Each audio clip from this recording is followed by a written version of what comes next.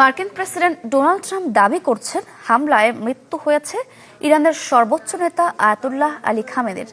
Israeli গণমাধ্যমও জোরে সোরে প্রচার করছে এই তথ্য। তবে ইরান এই খবরকে মনস্তাত্ত্বিক যুদ্ধের অংশ হিসেবে দেখছে, নাকচ করেছে খামেনির মৃত্যুর খবর। তবে আলী খামেনির মেয়ে, জামাতা ও নাতির মৃত্যুর খবর আসছে ইরানি গণমাধ্যমগুলোতে। একদম আম সরবে, ইফতারে হোক ঠান্ডা ঠান্ডা আম। ইসরায়েলি গণমাধ্যম দাবি করছে ইরানের সর্বোচ্চ নেতা আয়াতুল্লাহ আলী খামেনি মারা গেছেন। তার মৃতদেহ পাওয়া গেছে এমন দাবি জোরালোভাবে প্রচার করছে ইসরায়েলি মিডিয়া। প্রথমে ইসরায়েলি প্রধানমন্ত্রী নেতানিয়াহু ও পরে মার্কিন প্রেসিডেন্ট ট্রাম্প দুজনেই জোর গলায় দাবি করেন আর বেঁচে নেই খামেনি। তবে ইরান এ দাবি সরাসরি প্রত্যাখ্যান করেছে। দেশটির রাষ্ট্রায়ত্ত গণমাধ্যম বলছে যুদ্ধক্ষেত্র নিজে পরিচালনা করছেন সর্বোচ্চ নেতা। তবু কাটছে না রহস্য।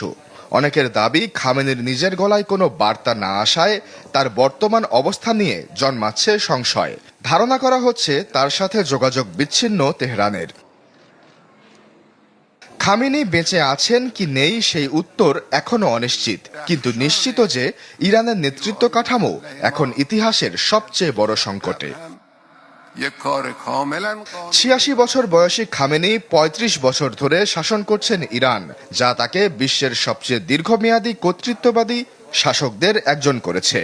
ইরানের সংবিধান অনুযায়ী সুপ্রিম লিডারই সর্বোচ্চ ক্ষমতার অধিকারী। বিচার বিভাগ, রাষ্ট্রীয় মিডিয়া, সশস্ত্র বাহিনী সবই তার নিয়ন্ত্রণে। ইরানের সংবিধানের ১১১ অনুচ্ছেদ অনুযায়ী সুপ্রিম লিডারের মৃত্যু হলে প্রেসিডেন্ট, বিচার বিভাগের প্রধান এবং গার্ডিয়ান কাউন্সিলের একজন বিচারক নিয়ে গঠিত ৩ সদস্যের একটি কাউন্সিল নতুন নেতা নির্বাচিত না হওয়া পর্যন্ত সাময়িকভাবে দায়িত্ব পালন করবে। কিন্তু এই মুহূর্তে সেই কাঠামোই সংকটে। রয়টার্স বলছে ইরানের প্রতিরক্ষা মন্ত্রী আমির নাসির জাদেহ এবং IRGC commander Mohammad Pakpour Israeli হামলায় নিহত হয়েছেন। একই সাথে তেহরান সিটি কাউন্সিলের এক সদস্যের দাবি খামেনির জামাই ও পুত্রবধূ দুজনই হামলায় নিহত হয়েছেন। এই অবস্থায় উত্তরাধিকারের সাংবিধানিক প্রক্রিয়া চালু করাই এখন কঠিন হয়ে পড়বে। সম্ভাব্য উত্তরসূরির ক্ষেত্রে সবচেয়ে বেশি আলোচনায় ছিলেন খামেনির ছেলে মোজতাবা খামেনি। এছাড়া পরিচিত মুখদের মধ্যে সাবেক পার্লামেন্ট স্পিকার আলী লারিজানি ও বর্তমান পার্লামেন্টের স্পিকার মোহাম্মদ বাকের গালিবাফের নামও আলোচনায় রয়েছে। খামেনির মৃত্যু নিশ্চিত হলে যুদ্ধের গতিপথ দুই দিকে যেতে পারে। প্রথমত, নেতৃত্ব শূন্যতায় আইআরজিসির কমান্ড চেইন ভেঙে পড়লে ইরানের প্রতিরোধ দুর্বল হবে এবং দ্রুত যুদ্ধ শেষ হওয়ার পথ তৈরি হবে।